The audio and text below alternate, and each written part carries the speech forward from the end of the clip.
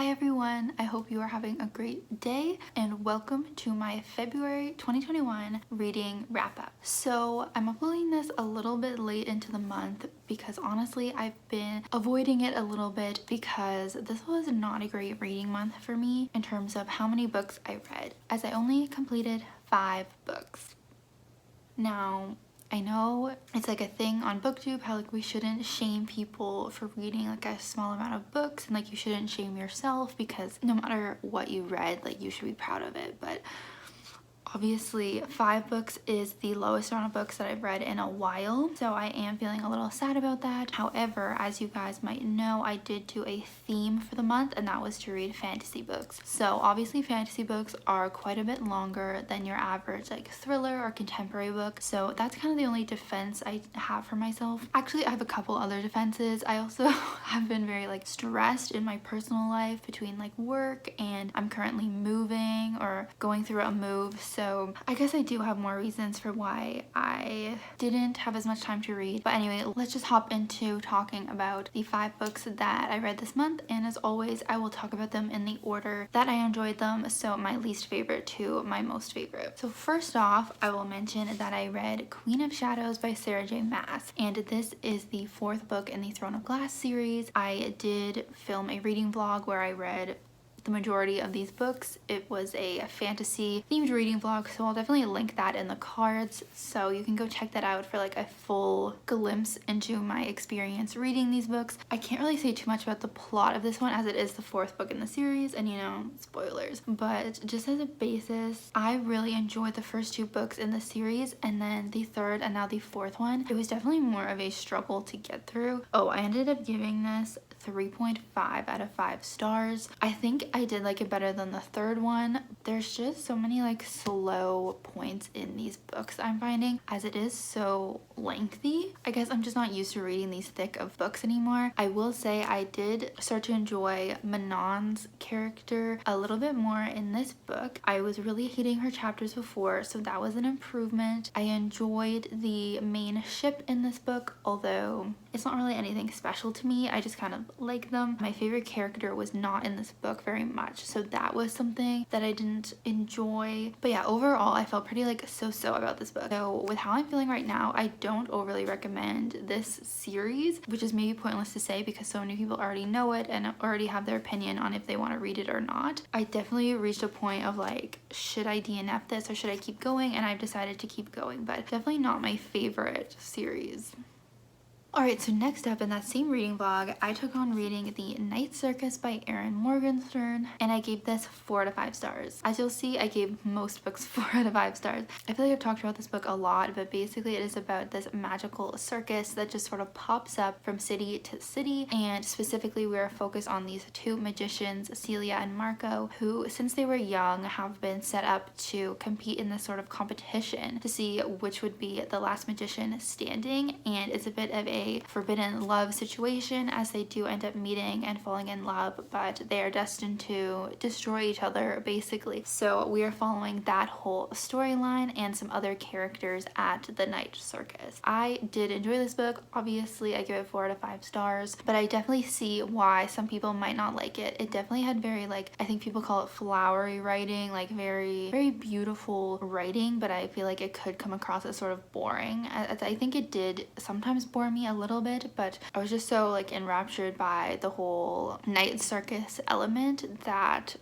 it was fine. It did definitely read like a classical novel, as it does take place like I think in the 1800s, so it's like historical fiction fantasy, so I could see how some people might not like this, but if you don't mind those elements and if those intrigue you, I would definitely recommend this if you want like a forbidden love story and a very like fantastical little world. I liked how it was all compacted into one book. As I think I mentioned in my reading vlog, I don't read a lot of fantasy where it's a one-off book. Normally it's a series and you're committed for years to that series, so I really liked that I could just read this one book and know that I was done with the complete story. And yeah, the ending definitely gave me chills. Definitely enjoyed this one. So next up, I read Ruin and Rising by Leigh Bardugo, and I also gave this one 4 stars, and this is the last book in the Grishaverse or Shadow and Bone trilogy. So again, can't really say too much about the third book for spoilers, even though most people are talking about this series and reading them right now, so I'm sure you know what it's about. But we're following Alina, who ends up being a Grisha, which is a powerful being in this world, and it's the chosen one trope, just so you know. So she of course is like the most powerful one of these Grisha, and it's sort of up to her to save the world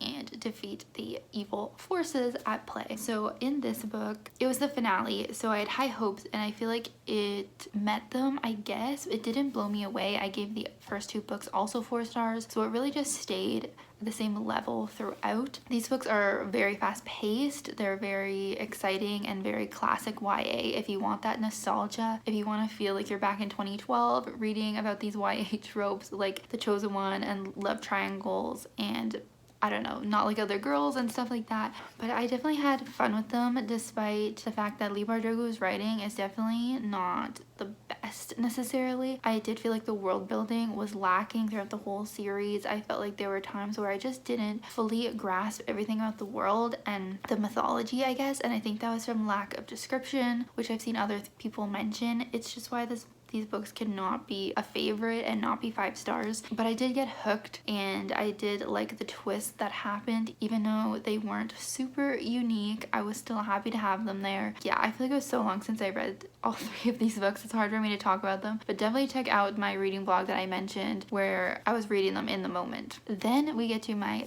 2 favorite books of the month that I did not read for a vlog. So first up, we have 6 of Crows by Leigh Bardugo, and I also gave this one 4 stars. So this is the duology that comes after the Shadow and Bone trilogy, and this is one that everyone loves, is one of their favorite books. So I went into this with really high expectations, and I think that's why I was slightly disappointed. I'm only saying slightly because I still really loved it, and I definitely see Leigh Bardugo's writing growth in this series. It's definitely better than in the initial trilogy. I also like that the format has changed to follow a multitude of characters and getting all of their points of view rather than in the original trilogy where it was just Alina. If you guys don't know, I'm sure you do, this book is about a group of characters, 6 of them, and they go on this heist. Basically, all of them have a different reason for wanting / needing to go on this heist, and most of the book is them on the heist. I feel like that was something I didn't expect. I thought there'd be more like build up to the heist and less time actually during the heist. So that was something I didn't really expect. But I really came to enjoy all of the main characters that we got POVs from. Can I just say that Nina is the MVP? Like, I don't know why I don't hear more people talk about Nina. I feel like everyone talks about Kaz and Inej, which love them. But what about Nina? Like, she literally did everything. I feel like she sacrificed it all. That's why she has to be a fave. But honestly, all the main characters are faves. Like, I definitely see why people love it so much. But again, even with Leigh Bardugo's improvement in her writing, I still feel like there was something lacking for me in the world building and in the description. I don't know, it's just like, why doesn't she describe things like normal authors? I don't know. Don't come for me. But I still really enjoyed it and really looking forward to Crooked Kingdom. I know one of the characters is gonna die. Sorry if that's a spoiler. I don't know who dies, but I think one of the main characters does. And so I have like my theories on who it's gonna be.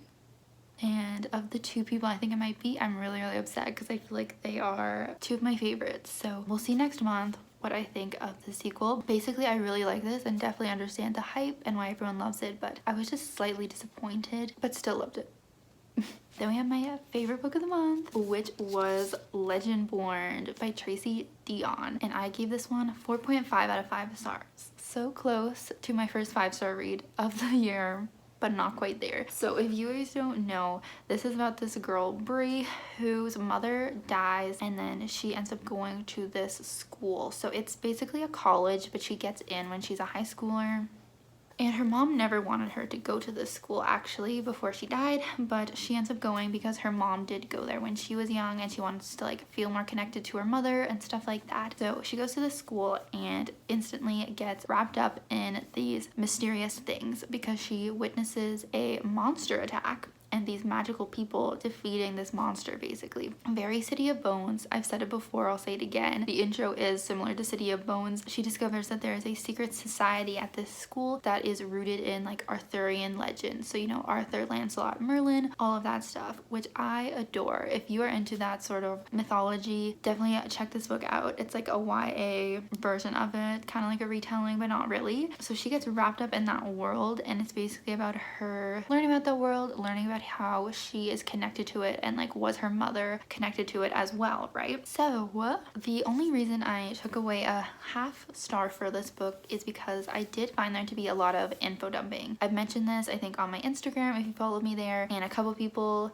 agreed, a couple people didn't. This whole world of the Legendborn is a lot, and by that I mean there's a lot of terms that we are hearing very early on. Like I think it was the first 200 to 250 pages, so quite a bit. We were just having paragraphs and paragraphs of people describing the world and describing things to Bree. I felt like it was a lot of telling rather than showing. So we were having terms like the Shadowborn, Merlins, and a bunch of other terms that now are leaving me. It was just a lot, and I felt like Bree was understanding it very quickly. She was really picking up on it, and me as a reader was like, wait, can you like slow down a bit? Like I can't fully keep up as much as you can, Bree. But once I finally grasped the terms, once I finally figured out what a Legendborn was and what a Merlin was, and that they were two different things, and what a Shadowborn was, it was a lot easier for me to get into it. There also is sort of like a little competition thing in the book, which actually wasn't a huge part of it, but if you're into that sort of thing where there's like a little competition, then that was fun. There's also shipping in it, so there's actually a bit of a hint to a love triangle in this book. Don't worry, it was not a heavy in this book. If you hate love triangles, I'm someone who likes them. So the initial ship that we are introduced to, I thought they were really cute. Then we kind of get a hint to another ship, and that was the one that really stole my heart, and that was the one that really made me invested in this book, and I loved them. And I have to say, they kind of reminded me of Damon and Elena from the Vampire Diaries, so if that is a way to sell you on it, there you go. I also really liked having a main protagonist that was a black girl. I feel like I have not really read fantasy that is very diverse. I feel like normally in fantasy books, like everyone's white, or at least the main character is white. So I really liked reading about that and reading about Bree's experience with racism and things throughout her life, and how they kind of like incorporate that into the book and incorporate her heritage into it and stuff, you know? There's also a lot of characters in this book. Sorry, I feel like I have so much to say about this book because I didn't vlog when I read it. There's a lot of characters in this book. I feel like that was another thing that was like, whoa, like who are all these characters? But again, towards the end, it does get a lot better, and you like wrap your head around things a little bit more. And going into the rest of the series, I assume the info dumping will not be a thing anymore, because now we are in it, we know what's going on. So the rest of the series should be really good. And of course, I'm excited to see what happens with that relationship that I mentioned that I really love. Yeah, I'm trying to think of what else to say, but basically I really love this book despite those little things that I mentioned, and I really recommend it, as so many other people have already recommended it. But if you've been putting it off, definitely check it out, but give it a chance past 250 pages. Don't give up until you get past that, because I feel like it gets a lot better after that. So those are the 5 books I completed this month, or last month. I also just wanted to mention one other book that I did end up starting but not finishing in February. Why was February just so long but also so short? I started reading Empire of Storms, so the next book in the Throne of Glass series, another honker, and this is how far I got. Over 200 pages into it. Guys, tell me why I'm enjoying this one so much.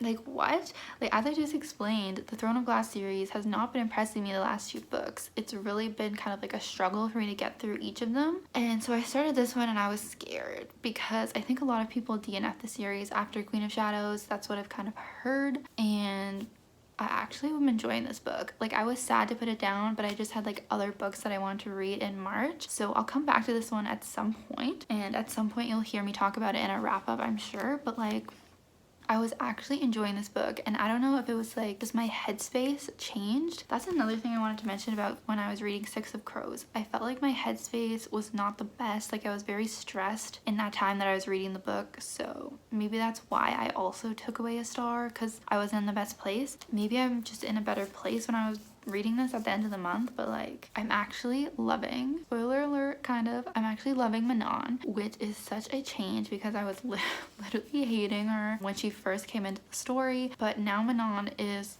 a queen, like a little queen to me. Just other storylines are way more interesting to me. There is a main character who's not in this book, which I never thought that I hated him, but I'm like, maybe him being out of this book was actually a good thing. If you know, you know. But anyways, I actually look forward to continuing this book sometime. I don't know if I'll have time in March. If you've seen my TBR, like I have quite a few books I want to read, but I'm actually excited to get back into the Throne of Glass world with Empire of Storm. So hopefully that doesn't change. Let me know if you guys have any thoughts on these books that I read, and please subscribe for more videos. I try and upload twice a week, and sometimes I'm only able to do once, but you know, still got that content every week. Thank you so much for watching this wrap up, and I'll see you in my next video very soon.